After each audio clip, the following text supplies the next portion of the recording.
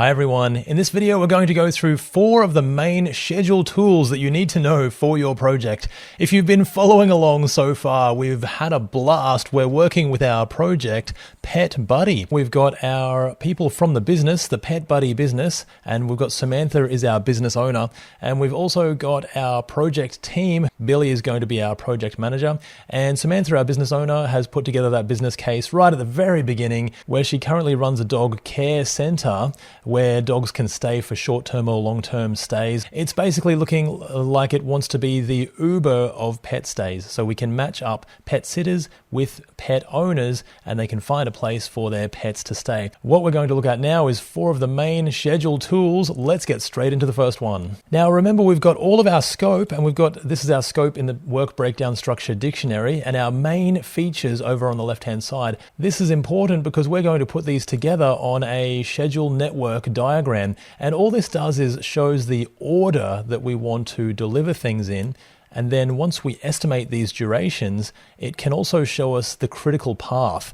Now the example here is we've got all of our features just in the order that we want to deliver those things in, or that we have to deliver things in if they've got dependencies on other items. Now in the middle here, these are our durations. So 5 weeks, 3 weeks, 4 weeks to deliver these things, for example. And then as we go through the forward and the backward pass, we can figure out our critical path. Now, I'm not going to go through the critical path specifically in this video. The path with the least wiggle room, or the least float, or the least slack is our critical path, because we can't really move anything on that critical path without moving the entire schedule. So this is a pretty cool diagram, and it's a pretty cool thing to do on your project, because one, it figures out the order that we want to deliver things in, and 2, it determines our critical path. So this path we really can't move things on without it affecting our entire schedule. A much more simple version, or just our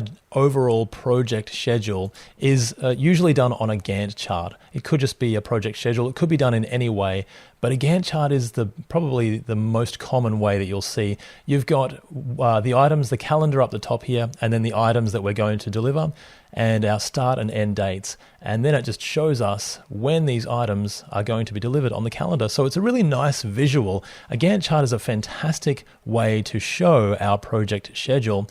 And you can do it on a weekly basis, which that one was, or a daily basis. This is just a version in Excel that I've created.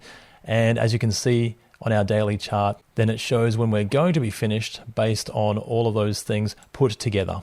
Now, once we've got the durations, and for each of these particular items, we want to estimate these durations with our team. So how long does our team think it's going to take? We can add those durations back into our work breakdown structure dictionary, which, if you remember, is basically like a database of all of the information on our project. So we've got the feature, the work package, the description, the resources that we need, the duration, quality acceptance criteria, and everything there. So now that we've got the durations, we can put them back into the WBS dictionary.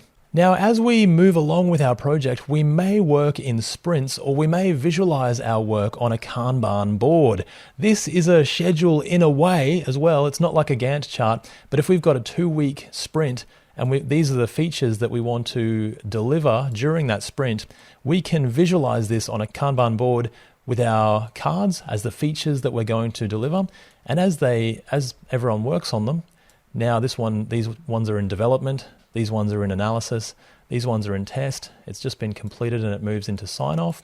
And as they move along, then we want to complete them and get them into done so that we can release them into the main branch of the system. And this is just a really great way to visualize that work on a shorter term basis in that 2-week sprint or 2-week iteration. Another tool that we can use that is primarily an agile tool is our sprint burndown chart, which looks like this. What this is all of the initial estimates for the items that we're looking to complete in the sprint or the iteration of 2 weeks, or however long our iteration is. Usually it's 2 weeks.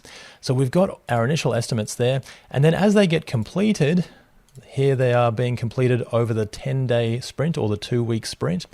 Now this is what it looks like. This is our ideal trend. This is, in an ideal world, this is how it would look. Now this one is a funny one. Look at this, it goes back up. And that is either, when that happens, we've got either another card being added into the sprint, or we've actually re-estimated during the sprint. So both of those are not very good practice.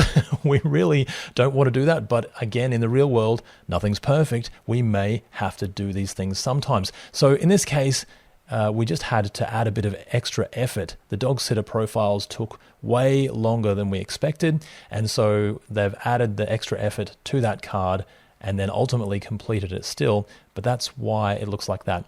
But it could look like that if we've added an extra card to the iteration or the sprint as well. And that's our sprint burn down chart.